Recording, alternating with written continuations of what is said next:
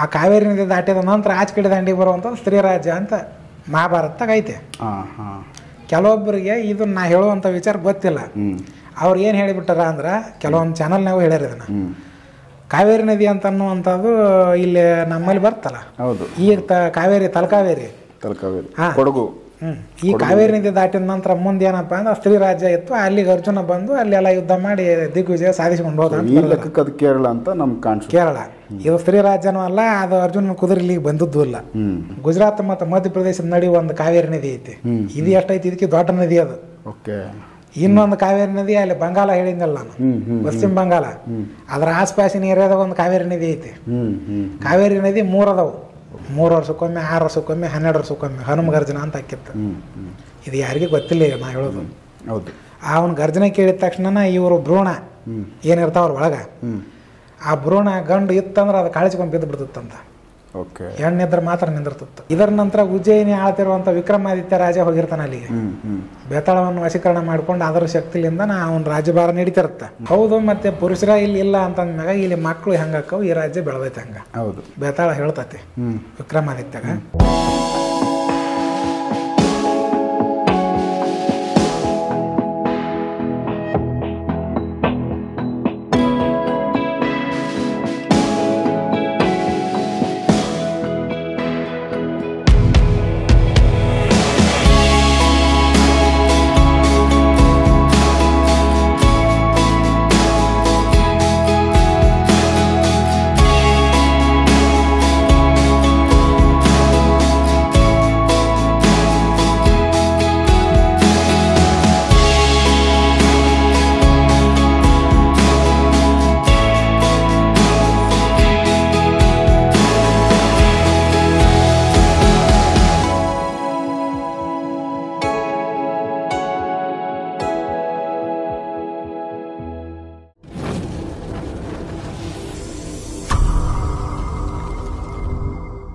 ಮಹಾಭಾರತ ಕಾಲ ಮತ್ತು ಕೆಲವೊಂದಿಷ್ಟು ನಂತರ ಬರುವಂಥ ಕಾಲದೊಳಗೆ ನಮ್ಮ ಇತಿಹಾಸದೊಳಗೆ ಒಂದು ಸ್ತ್ರೀ ರಾಜ್ಯ ಅಂತ ಹೇಳ್ತಾರೆ. ಇದು ಮಹಾಭಾರತದ್ದು ಒಂದು ಇದ್ರೊಳಗೆ ಪುಸ್ತಕದೊಳಗೂ ಐತೆ. ಮತ್ತು ನಂತರ ಕಲಿಯುಗದ ಕೆಲವೊಂದು ಇತಿಹಾಸ ಆಧಾರದೊಳಗೂ ಕೆಲವೊಂದು ರಾಜರ ಇತಿಹಾಸದೊಳಗೆ ಬರ್ತವೆ. ಈ ಸ್ತ್ರೀ ರಾಜ್ಯ ಅನ್ನುವಂಥದ್ದು ಎಲ್ಲಿತ್ತು? ಕೆಲವ್ರು ಹೇಳ್ತಾರೆ ಸ್ತ್ರೀ ರಾಜ್ಯ ಅನ್ನುವಂಥದ್ದು ಇಲ್ಲೇ ಕೇರಳನ ಅಂತ ಹೇಳ್ತಾರೆ. ಅಲ್ಲದು ಮಹಾಭಾರತದೊಳಗೆ ಮೂಲ ಬರುವಂಥದ್ದು. ದೇವತೆಗಳು ಒಂದು ಶಾಪ ಆತಲ್ಲಿ ಆ ಪ್ರಾಂತ್ಯಕ್ಕೆ. ಈ ಸ್ತ್ರೀ ರಾಜ್ಯ ಅಂತ ಬರುವಂಥದ್ದು ಬಂಗಾಲ ಅಂತ ಬರುತ್ತೆ. ಬಂಗಾಲದ ಆಚೆ ಕಡೆ ಮೊದಲು ಅದಕ್ಕೆ ಗೌಡ ಬಂಗಾಲ ಅಂತ ಹೇಳ್ತಿದ್ರು. ಗೌಡ ಬಂಗಾಲ ಮತ್ತು ಕೌಲ ಬಂಗಾಲ ಅಂತ. ಕೌಲ ಬಂಗಾಲ ಅನ್ನುವಂಥದ್ದು ಬಾಂಗ್ಲಾ ಆಗೈತಿ. ಈಗ ಬಂಗಾಲ ಮಾತ್ರ ಉಳ್ದತ್ತೆ. ಅಲ್ಲೇ ಸ್ತ್ರೀ ರಾಜ್ಯ ಅಂತ ಅನ್ನುವಂಥದ್ದು ಇತ್ತು. ಅಂದ್ರೆ ಅದು ಕಲಿಯುಗದ 5,000 ವರ್ಷದ ತನಕ ಮಾತ್ರ ಅಸ್ತಿತ್ವದೊಳಗಿತ್ತು ಅದು. ಆ ರಾಜ್ಯದೊಳಗೆ ಯಾರು ಗಂಡಸರು ಹುಟ್ಟಂಗಿಲ್ಲ, ಬರೇ ಹುಟ್ಟವ್ರು ಹೆಂಗಸರು. ಎಲ್ಲ ಹುಟ್ಟವ್ರು ಅವರೇ, ಒಂದು ಗಂಡು ಹುಟ್ಟಂಗಿಲ್ಲ ಅಲ್ಲಿ. ಅದು ದೇವತೆಗಳ ಒಂದು ಶಾಪ ಆಗಿತ್ತು ಆ ಪ್ರಾಂತ್ಯಕ್ಕೆ. ಯಾವುದೋ ಒಂದು ಕಾರಣದಿಂದ ಅಲ್ಲಿ ಶಾಪ ಆಗಿ ಅಲ್ಲಿ ಗಂಡು ಯಾರು ಹುಟ್ಟಂಗಿಲ್ಲ. ಅದನ್ನು ಹನುಮಂತ ಕಾಯ್ತಿದ್ದ ಆ ಪೂರಾ ಏರಿಯಾನೆಲ್ಲ. ಅಂದ್ರೆ ಯಾರೂ ಅಲ್ಲಿ ಬರಂಗಿಲ್ಲ, ಮತ್ತು ಏನೋ ಅದಕ್ಕೆ ತೊಂದರೆ ಆಗಬಾರ್ದಲ್ಲ. ಏನೋ ಒಂದು ಕಾರಣದಿಂದ ಇವೆಲ್ಲ ಪ್ರಕರಣಗಳು ನಡೆದಿದ್ವು. ಇದು ಯಾವಾಗ ಆಗಿದ್ದು ಅಂದ್ರೆ ಮಹಾಭಾರತ ಏನು ಯುದ್ಧ ನಡೀತಲ್ಲ, ಯುದ್ಧಕ್ಕಿಂತ ಮುಂಚೆ ಆಗಿತ್ತು ನಾ ಹೇಳೋ ಘಟನೆ. ಧರ್ಮರಾಯ ಏನಪ್ಪ ಅಂದ್ರೆ ಅಶ್ವಮೇಧ ಯಾಗ ಮಾಡುವಂಥ ಟೈಮ್ನೊಳಗೆ ಅರ್ಜುನನ ಕುದುರೆ ಎಲ್ಲ ಕಡೆನೂ ತಿರುಗಾಡ್ಕೊಂಡು ಹೋದಾಗ ಒಂದೊಂದು ದೇಶ ಗೆದ್ಕೊಂಡು ಹೋದ್ರು. ಗೆದ್ಕೊಂಡು ಹೋದಾಗ ಅದು ಕುದುರೆ ಪೂರ್ವ ದಿಕ್ಕಿನ ಕಡೆ ಹೋತು. ಪೂರ್ವ ದಿಕ್ಕಿನ ಕಡೆ ಹೋದಾಗ ಎಲ್ಲಿ ಅಂತಂದ್ರೆ ಅದು ಸ್ತ್ರೀ ರಾಜ್ಯಕ್ಕೆ ಹೋತು. ಆ ಸ್ತ್ರೀ ರಾಜ್ಯದ ರಾಜಧಾನಿ ಯಾವುದಪ್ಪ ಅಂದ್ರೆ ಮಹಾಭಾರತ ಏನು ಬರ್ದಾರಂದ್ರೆ ಪಾರಿಪ್ಲವ ನಗರ ಅಂತ ಹೇಳ್ಯಾರ ಅವರು. ಪಾರಿಪ್ಲವ ನಗರ. ಆ ನಗರಕ್ಕೆ ಹೋತು. ಅಲ್ಲಿಗೆ ಹೋದಾಗ ಅಲ್ಲಿದ್ದವ್ರು ಜನ ಹೇಳಿದರು, ಅರ್ಜುನನ ಹಿಂದಿದ್ದವರು, ಇದು ಸ್ತ್ರೀ ರಾಜ್ಯ, ಇಲ್ಲಿ ನಮಗೆ ಪ್ರವೇಶ ಇಲ್ಲ, ಇಲ್ಲಿ ಹೋದ್ರೆ ತೊಂದರೆ ಆಗತ್ತ. ಈಗ ಅದನ್ನು ತರೋದು ಹೆಂಗೆ? ಅವ್ರಿಗೂ ಯುದ್ಧ ಮಾಡ್ಬೇಕು, ಸಮಸ್ಯೆ ಐತೆ ಅಲ್ಲಿ. ಸ್ತ್ರೀಯರ್ಗೂ ನಾವು ಯುದ್ಧ ಮಾಡೋದು ಹೆಂಗೆ ಅಂತ ಒಂದು ಪ್ರಶ್ನೆ ಬಂತು. ಅದು ಎಲ್ಲಿ ಇವತ್ತು ಮಹಾಭಾರತದೊಳಗೆ ಏನು ಬರ್ದಾರ ಅಂದ್ರೆ ಅರ್ಜುನನ ಕುದುರೆ ಇಂಥ ರಾಜ್ಯ ದಾಟಿ ಇಂಥ ರಾಜ್ಯ ದಾಟಿ ಇಂಥ ರಾಜ್ಯ ದಾಟಿ ಲಾಸ್ಟ್ಗೆ ಇವನ್ನೆಲ್ಲ ದಾಟಿ ಮುಂದೆ ಮಣಿಪುರ ಅಂತ ಬರುತ್ತೆ. ಅದು ಮಣಿಪುರ ಅನ್ನೋದು ಒಂದು ದೇಶ ಇತ್ತು. ಈಗ ಮಣಿಪುರ ಅನ್ನೋ ದೇಶ ಹೋಗಿ ಒಂದು ರಾಜ್ಯ ಆಗಿರ್ಬೇಕು. ಸದ್ಯಕ್ಕೆ ಮಣಿಪುರ ಅಂತಾನೆ ಐತೆ ಅದು ಹೆಸರು. ಇದು ದಾರಿ ಒಳಗೆ ಇನ್ನೊಂದು ಏನು ಹೇಳ್ತಾರಂದ್ರೆ, ರಸ್ತೆ ಒಳಗೆ ಕಾವೇರಿ ನದಿ ಅಂತ ಬರುತ್ತೆ.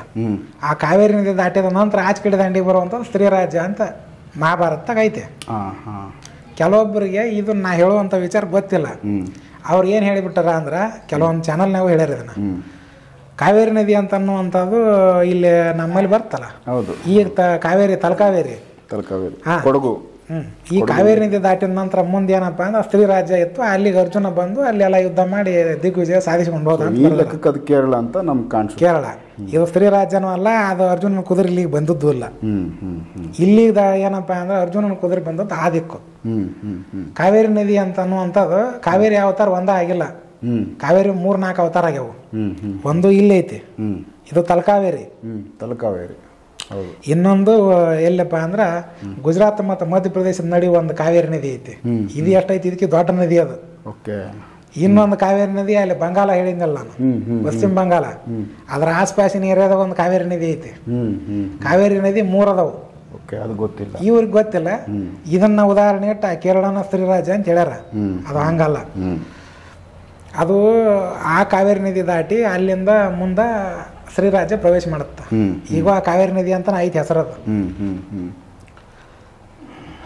ಮುಂದೆ ಸ್ವಲ್ಪ ಬ್ರಿಟಿಷರು ಬಂದ ಮ್ಯಾಗ ಸ್ವಲ್ಪ ಹೆಸರು ಹಿಂದೆ ಮುಂದೆ ಆಗ್ಯಾವು.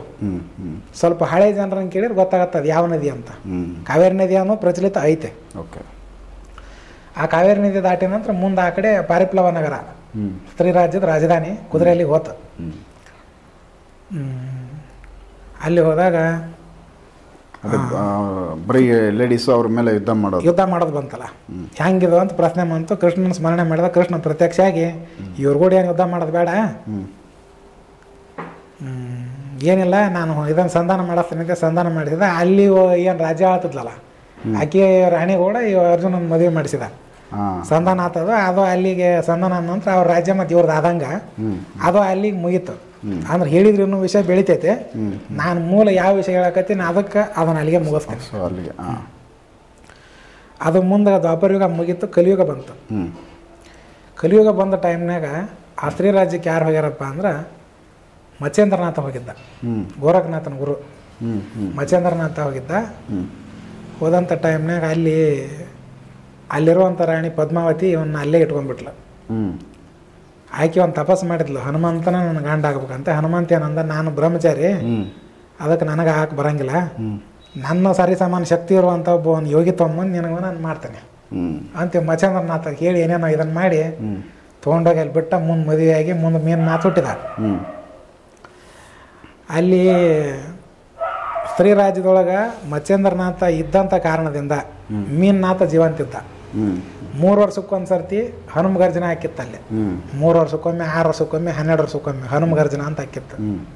ಇದು ಯಾರಿಗೆ ಗೊತ್ತಿಲ್ಲ ನಾ ಹೇಳೋದು. ಅವನ ಗರ್ಜನೆ ಕೇಳಿದ ತಕ್ಷಣ ಇವರು ಭ್ರೂಣ ಏನಿರ್ತಾವ್ರ ಒಳಗ, ಆ ಭ್ರೂಣ ಗಂಡು ಇತ್ತಂದ್ರೆ ಅದು ಕಾಳಿಸ್ಕೊಂಡು ಬಿದ್ದು ಬಿಡ್ತಿತ್ತಂತ. ಹೆಣ್ಣಿದ್ರೆ ಮಾತ್ರ ನಿಂದಿರ್ತಿತ್ತು. ಹಿಂಗಿದ್ದಾಗ ಅಲ್ಲಿ ಯಾರಾದ್ರೂ ಗಂಡಸರು ಹೋದ್ರು ಈ ಒಂದು ಗರ್ಜನೆ ಕೇಳಿ ಸತ್ತು ಹೋಗ್ಬಿಡ್ತಿದ್ರು ಅವ್ರು, ಕಿವಿ ಹೊಡೆದ. ಆದ್ರೂ ಮೀನುನಾಥ ಮಚೇಂದ್ರನಾಥ ಜೀವಂತಿದ್ರು ಅಂದ್ರೆ ಇವರು ಯೋಗಿಗಳು. ಇಲ್ಲ, ಮೀನುನಾಥ ಯೋಗಿ ಆಗಿದ್ದಲ್ಲ, ಮಚೇಂದ್ರನಾಥ ಯೋಗಿ ಅಲ್ಲ. ಇವನ ಯೋಗ ಪ್ರಭಾವದಿಂದ ಅಲ್ಲೇ ಸಾಯಲಾರ್ದ ಉಳಿದಿದ್ರು. ಎನ್ನ ಹನುಮಗರ್ಜನ ಆದ್ರು. ಮೀನುನಾಥ ಜೀವಂತಿದ್ದ ಅಂದ್ರೆ ಮಚೇಂದ್ರನಾಥನ ಪ್ರಭಾವದಿಂದ ಜೀವಂತಿದ್ದ. ಮುಂದೆ ಅಲ್ಲಿ ಸ್ತ್ರೀ ರಾಜ್ಯದಿಂದ ಅವ್ರು ಹೊರಗಡೆ ಬಂದರು, ಅದು ಒಂದು ಬೇರೆ ಕತೆ. ಅಲ್ಲಿ ಜಾಲಂಧರನಾಥ ಹೋಗಿದ್ದ. ಅದರ ನಂತರ ಇನ್ನೂ ಒಂದು ಬರ್ತತೆ. ಅಲ್ಲಿ ಯಡಿಯೂರು ಸಿದ್ಧಲಿಂಗೇಶ್ವರರು ವೀರಶೈವ ಧರ್ಮ ಪ್ರಚಾರ ಮಾಡಿಕೊಂಡು ಹಿಮಾಲಯದ ಕಡೆ ತಿರುಗಾಡ್ಕೊಂತ ಹೋದಾಗ ಆ ಸ್ತ್ರೀ ರಾಜ್ಯಕ್ಕೆ ಅವರು ಹೋಗಿರ್ತಾರೆ. ಯಡಿಯೂರು ಸಿದ್ಧಲಿಂಗೇಶ್ವರ ಈಗ ಒಂದು 500 ವರ್ಷದ ಹಿಂದಲ್ ಕತೆ ಇದೆ. ಅಲ್ಲಿ ಹೋದಾಗ ಅವ್ರಿಗೆಲ್ಲ ಲಿಂಗ ದೀಕ್ಷೆ ಕೊಟ್ಟು ಲಿಂಗಾಯತರನ್ನ ಮಾಡಿರ್ತಾರೆ. ಈಗ ಸದ್ಯ ಯಾವ ಲಿಂಗಾಯತನೂ ಇಲ್ಲ ಅಲ್ಲಿ. ಅವಾಗ ಇತ್ತು ಹೋತದ. ಅಂದ್ರೆ ಇವು ಎಲ್ಲ ಇತಿಹಾಸದೊಳಗೆ ಬರುವಂಥ ಆಧಾರಗಳನ್ನ ಹೇಳೋದು. ಇದರ ನಂತರ ಉಜ್ಜಯಿನಿ ಆಳ್ತಿರುವಂಥ ವಿಕ್ರಮಾದಿತ್ಯ ರಾಜ ಹೋಗಿರ್ತಾನೆ ಅಲ್ಲಿಗೆ. ಬೇತಾಳವನ್ನು ವಶೀಕರಣ ಮಾಡ್ಕೊಂಡು ಅದರ ಶಕ್ತಿಲಿಂದ ಅವನ ರಾಜ್ಯಭಾರ ನಡೀತಿರುತ್ತೆ. ಅವನು ಒಂದು ಸರ್ತಿ ಹಿಂಗೆ ಯಾವುದೋ ಒಂದು ಕಾರ್ಯಕ್ಕೆ ಅಲ್ಲಿ ಹೋದಾಗ ಬೇತಾಳ ಅವ್ನು ತನ್ನ ಬೆನ್ನ ಮೇಲೆ ಕುಂದಿರ್ಸ್ಕೊಂಡು ಆ ಸ್ತ್ರೀ ರಾಜ್ಯಕ್ಕೆ ಹೋಗ್ತಾನ. ಅಲ್ಲಿ ಹೋದಾಗ ಬೇತಾಳ ಹೇಳ್ತತೆ, ನೋಡೋ ಈ ರಾಜ್ಯದೊಳಗೆ ನೀ ಜಾಸ್ತಿ ತನ ನಿಲ್ಲುವಂಗಿಲ್ಲ, ಒಂದು ತಿಂಗಳಿಗಿಂತ ಹೆಚ್ಚು ಇಲ್ಲಿ ಇರಬಾರ್ದು ನೀನು ಅಂದಾಗ. ಯಾಕೆ ಅಂತ ಕೇಳ್ತಾನೆ, ಈ ರಾಜ್ಯದೊಳಗೆ ಒಂದು 6 ತಿಂಗಳಿಗಿಂತ ಹೆಚ್ಚು ಯಾರಾದರೂ ಗಣಸರು ಉಳಿದ್ರಂದ್ರೆ ಅವರು ಪುರುಷತ್ವ ಹೋಗ್ಬಿಡತ್ತೆ ಪೂರ. ಆ ಕಾರಣಕ್ಕೆ ನೀ ಏನು ಮಾಡೋ, ಈ ರಾಜ್ಯದೊಳಗೆ ನಿನ್ನ ಕೆಲಸ ಎಷ್ಟು ಜಲ್ದಿ ಮುಗಿತೈತೆ ಅಷ್ಟು ಜಲ್ದಿ ಮುಗಿಸ್ಕೊಂಡು ಇಲ್ಲಿಂದ ಹೊರಡ್ಬೇಕು ನಾವು. ಹೌದು, ಮತ್ತು ಪುರುಷರ ಇಲ್ಲಿ ಇಲ್ಲ ಅಂತಂದ್ಮ್ಯಾಗ ಇಲ್ಲಿ ಮಕ್ಕಳು ಹೆಂಗಾಕವು, ಈ ರಾಜ್ಯ ಬೆಳೆದೈತೆ ಹಂಗೆ. ಹೌದು ಕೇಳಿದಾಗ ಬೇತಾಳ ಹೇಳ್ತತಿ ವಿಕ್ರಮಾದಿತ್ಯಾಗ, ಇಲ್ಲಿ ಹೆಂಗ ಅಂತಂದ್ರೆ ಇಲ್ಲಿ ಎಲ್ಲ ಸ್ತ್ರೀಯರ ಅದಾರ ಈ ರಾಜ್ಯದ ತುಂಬ, ಯಾರು ಪುರುಷರಿಲ್ಲ. ಹೌದು, ಇವರು ಸಂತಾನೋತ್ಪತ್ತಿ ಆಗ್ಬೇಕಾತಪ್ಪ ಏನು ಮಾಡ್ತಾರಂದ್ರೆ ಒಂದು ಗಂಡಿನ ವಿಗ್ರಹ ತಯಾರು ಮಾಡ್ತಾರೆ. ತಯಾರು ಮಾಡಿ ಅದನ್ನ ಪೂಜೆ ಮಾಡಿ ಅದಕ್ಕೆ ಬಲಿ ಕೊಡ್ತಾರೆ. ಬಲಿ ಕೊಡ್ತಾ ರಾತ್ರಿ ಮನ್ಕೊಂತಾರ. ಅವತ್ತು ರಾತ್ರಿ ಅದು ಪುರುಷ ವಿಗ್ರಹನ ಬಂದು ಅವ್ರ ಕೂಡ ಸಂಸಾರ ಮಾಡಿದಂಗೆ ಅನುಭವ ಆಗುತ್ತೆ. ಅದರಿಂದ ಗರ್ಭ ನಿಲ್ಲುತ್ತ. ಓಕೆ, ಗರ್ಭ ನಿಂತಾಗ ಅದರಿಂದ ಮಕ್ಳು ಹುಡ್ತಾವ. ಅವು ಹುಟ್ಟು ಹೊಸ ಹೆಣ್ಣ, ಗಂಡು ಹುಟ್ಟುದಲ್ಲ, ಅವು ಹೆಣ್ಣ ಹುಡ್ತಾವ. ಆ ನಂತರ ಮುಂದೆ ಏನೈತಿ, ಅದರ್ಲಿಂದ ಈ ಸಂತತಿ ಬೆಳೆದು ಈ ರಾಜ್ಯ ಆಗೈತಿ ಅಂತ ವಿಕ್ರಮಾದಿತ್ಯಾಗ ಅದು ಹೇಳ್ತತೆ. ಬೇತಾಳ ಹೇಳುತ್ತ. ಆಮೇಲೆ ಅದನ್ನು ಕೇಳಿಕೊಂಡು ವಿಕ್ರಮಾದಿತ್ಯ ಯಾವ ಕೆಲಸಕ್ಕೆ ಹೋಗಿರ್ತಾನ, ಅದನ್ನ ಕೆಲಸ ಏನು ಅಂತೇಳಿ ಅದು ಒಂದು ಇದಾಕತೆ. ಯಾವ ಕೆಲಸಕ್ಕೆ ಹೋಗಿರ್ತಾನ ಅದನ್ನ ಮುಗಿಸ್ಕೊಂಡು ಮತ್ತೆ ಉಜ್ಜಯಿನಿ ವಾಪಸ್ ಬರ್ತಾನೆ. ಇವೆಲ್ಲ ಹಿಂದೆ ಇತಿಹಾಸದೊಳಗೆ ನಡೆದು ಹೋದ ಘಟನೆಗಳು. ಮುಂದೆ ಕಲಿಯುಗದ 5,000 ವರ್ಷದ ತನಕ ಅದು ಅಸ್ತಿತ್ವದೊಳಗಿತ್ತು. ಈಗ 125 ವರ್ಷದ ಆಚೆ ಕಡೆ ಆ ರಾಜ್ಯ ಅಲ್ಲಿಗೆ ಸಮಾಪ್ತಿ ಆಯ್ತು. ಅಂದ್ರೆ ದೇವತೆಗಳಿಂದ ಆದಂಥ ಒಂದು ಶಾಪ ಅಲ್ಲಿಗೆ ಮುಕ್ತಾಯ ಆಯ್ತು. ಅದರ ಅವಧಿ 5,000 ವರ್ಷ ಇಟ್ಟಿದ್ರು ಅವರು. ಅದ್ರ ಅವಧಿ ಯಾವಾಗ ಮುಗೀತು ಅದನ್ನ ನಿವೃತ್ತಿ ಆಯ್ತು. ಈಗನೂ ಸಹಿತ ಅಲ್ಲೆಲ್ಲ ಇಲ್ಲಿ ನಮ್ಮಲ್ಲಿ ಹೆಂಗೈತಿ ಈ ಟೈಪ್ ಎಲ್ಲ ಐತೆ. ಅಲ್ಲೇ ಎಲ್ಲ ತರ ಗಂಡು ಹೆಣ್ಣು ಎರಡು ಐತಿ. ಮೊದಲು ಸ್ವಲ್ಪ ದಿನ ಅಲ್ಲಿ ಹುಟ್ಟುವಂತ ಗಂಡಸರಲ್ಲಿ ಸ್ವಲ್ಪ ಬಲ ಕ್ಷೀಣ ಇರ್ತದಂತ. ಕ್ರಮೇಣ ಅದ್ರದ್ದು ಶಾಪದ ಒಂದು ಶಕ್ತಿ ಹೆಂಗ ಹೋಯ್ತು, ಇದು ಇವ್ರು ಹೆಚ್ಚಾದ್ರು. ಈಗ ಆ ಪ್ರಾಂತ್ಯಕ್ಕೆ ಹೋಗಿ ಏನಾದ್ರು ನಾವು ನೋಡಿದ್ರೆ ಇಲ್ಲೇನು ವಾತಾವರಣ ನೋಡ್ತೀವಿ ಹಿಂಗ ಕಾಣತ್ತದ, ವ್ಯತ್ಯಾಸ ಏನು ಕಾಣಂಗಿಲ್ಲ. ಮತ್ತು ಈಗ ಇದನ್ನ ನಾವು ಹೇಳುವಂಥದ್ದು ಏನು ವಿಚಾರ ಐತೆ, ಹಿಂದೆ ಇತಿಹಾಸ ಅಥವಾ ಪುರಾಣ ಓದಿದವ್ರಿಗೆ ಮಾತ್ರ ಇದು ಗುರ್ತಾಗತ್ತೆ. ಮತ್ತು ಇದು ಹಿಂಗಿತ್ತು ಅಂತ ಹೇಳಿದ್ರೆ ಈಗಿನವ್ರಿಗೆ ನಂಬಿಕೆ ಬರಂಗಿಲ್ಲ, ಸುಳ್ಳು ಅಂತಾರೆ. ಸುಳ್ಳು ಅಂತ ಯಾವುದೂ ಅನ್ನಕ್ಕಾಗಂಗಿಲ್ಲ. ಈಗ ನಾವು ಹಿಂದೆ ಎಷ್ಟೋ ವರ್ಷದ ಹಿಂದೆ ನಡೆದಂಥ ಘಟನೆನ ಹಿಂದೆ ರಾಮಾಯಣದ ಕಾಲದಾಗ ಹಿಂಗಿದ್ರು ಅಥವಾ ಅದಕ್ಕಿಂತ ಮುಂಚೆ ಹಿಂಗಿದ್ರು ಅಂದಾಗ ಈಗಿನವ್ರು ಅದನ್ನ ನೋಡಿರನು ಅಂತ ಕೇಳ್ತಾರೆ. ಹೌದು, ಅದನ್ನ ನೋಡಿಲ್ಲ ಅಂದ ಮಾತ್ರಕ್ಕೆ ಅದು ಸುಳ್ಳಲ್ಲ. ಹೌದು, ಈಗ ನಮ್ಮ ಎದುರುಗಡೆ ಹುಡುಕೊಂತಾನ, ಅವನು ಅಪ್ಪನ ಅವ ನೋಡಿದಾನೆ, ಅವ್ರ ಅಜ್ಜನ ನೋಡ್ಯಾನ ಅಂತ ಇಟ್ಕೊಂಡಿರ್ಬೋದು. ಮತ್ತು ಅವ್ರ ಅಜ್ಜನ್ನ ನೋಡ್ಯಾನ ಇಲ್ಲ. ಮತ್ತು ಅವ್ರ ಅಜ್ಜನ್ನ ನೋಡಿಲ್ಲ ಅಂದ್ಮ್ಯಾಗ ಮತ್ತು ಅವ್ರಿಲ್ಲ ಅಂತ ಅರ್ಥ ಸುಳ್ಳು ಇದಾರೆ ಅನ್ನೋದು ಕನ್ಫರ್ಮ್. ಮತ್ತು ಅವು ಸುಳ್ಳಾರ ಮತ್ತು ನೀ ಹೆಂಗೆ ಬಂದಿ ಅಂತ ಪ್ರಶ್ನೆ ಕೇಳ್ತದ. ಹೌದು ಹೌದು, ಬರ್ತಿಲ್ರಿ. ಹೌದು, ಈಗ ಇವನ ಆಕಾರ ನೋಡಿದ್ರ ಇವ್ರ ಹಿನ್ನೆಲೆ ಹಿಂಗಿತ್ತು ಅಂತ ಬರುತ್ತೆ. ಅಂದ್ರೆ ಅವ್ರ ಕಾಲ್ಪನಿಕ ವ್ಯಕ್ತಿಗಳಲ್ಲ, ಅವ್ರ ಇದ್ದದಕ್ಕೆ ಇದು ಆಗಿದ್ದು ಇವಾಗ ಬಂದಿದ್ದು. ಹೌದು, ಅಂದ್ರೆ ಈಗಿಲ್ಲ ಅವ್ರಷ್ಟ. ವರ್ತಮಾನ ಈ ಮನುಷ್ಯ ಕಾಣ್ತಾನ. ಹಿಂಗಾಗಿ ಹಿಂದಿನ ಆಧಾರಗಳು, ಹಿಂದಿನ ಒಂದು ಇತಿಹಾಸ ಪುರಾಣಗಳು ಯಾವ ಸುಳ್ಳು ಅಂತಲ್ಲ, ಅವೆಲ್ಲ ನಡೆದು ಹೋಗ್ಯಾವು. ಈಗ ಆ ವ್ಯಕ್ತಿಗಳು ಇಲ್ಲ ಅಂದ ಮಾತ್ರಕ್ಕೆ ಸುಳ್ಳಲ್ಲ, ಇವು ಸುಳ್ಳಲ್ಲ. ಮತ್ತು ಹಂಗೆ ಅವು ನಡೆದಿಲ್ಲ ಅಂದ್ಮೇಲೆ ಊರಿಗೊಂದೊಂದು ದೇವಸ್ಥಾನ ಅದಾವು, ಊರಿಗೊಂದೊಂದು ದೇವಸ್ಥಾನ. ಮತ್ತು ಇವೆಲ್ಲ ಹೆಂಗೆ ಮಾಡ್ತಾರ, ಹಿಂದಿನ ಹಿನ್ನೆಲೆ ಆಧಾರ ಇಲ್ದ ಅವನು ಮಾಡಂಗಿಲ್ಲಲ್ಲ. ಹೌದು ಹೌದು. ಈಗ ನಮ್ಮ ಪೂರ್ವಿಕರು ಯಾವ ಫೋಟೋ ಹಾಕ್ತಾರನ್ನ ಹಾಕಂಗಿಲ್ಲ. ಅವ್ರ ಅಂಥ ವ್ಯಕ್ತಿಗಳಿದ್ರೆ ಪೌರಾಣಿಕ ವ್ಯಕ್ತಿಗಳು ಅವ್ರದ್ದು ಹಾಕ್ತಾರ, ದೇವಸ್ಥಾನ ಕಟ್ತಾರೆ. ಹಂಗೆ ಆ ಶ್ರೀರಾಜ್ಯ ಅಂತ ಅನ್ನುವಂಥದ್ದು ಹಿಂದೆ ಇತ್ತು, ಈಗಿಲ್ಲ ಅಂದ ಮಾತ್ರಕ್ಕೆ ಅದು ಅಸ್ತಿತ್ವದೊಳಗೆ ಇದ್ದಿಲ್ಲ ಅಂತ ಅರ್ಥ ಅಲ್ಲ. ಕೆಲವರು TV ಚಾನಲ್ನವರು ಈ ಶ್ರೀರಾಜ್ಯ ಅಂದ್ರೆ ಕೇರಳ ಅಂತ ಹೇಳ್ತಾರೆ. ಕೇರಳ ಅಲ್ಲ, ಅದು ಅಲ್ಲಿ ಬಂಗಾಳ ಪ್ರದೇಶನ. ಸೊ ಆ ಕಾವೇರಿ ಅನ್ನೋ ಮೆನ್ಷನ್ ಆಗಿರೋ ನದಿ ಹೆಸರು ಮೆನ್ಷನ್ ಆಗಿರೋ ಒಂದು ಕಾರಣಕ್ಕೆ ಈ ತರ ಹೇಳ್ತಾ ಇರೋದು. ಆ ಕಾವೇರಿ ಅನ್ನುವಂಥ ನದಿ ಬಂದ ಕಾರಣಕ್ಕೆ ಅವ್ರು ಇದನ್ನು ತೋರಿಸ್ಬಿಟ್ರ. ಹೌದು, ಇದಕ್ಕೆ ಮಾಂತ್ರಿಕ ದೇಶ ಅಂತ ಹೇಳ್ತಿದ್ರು.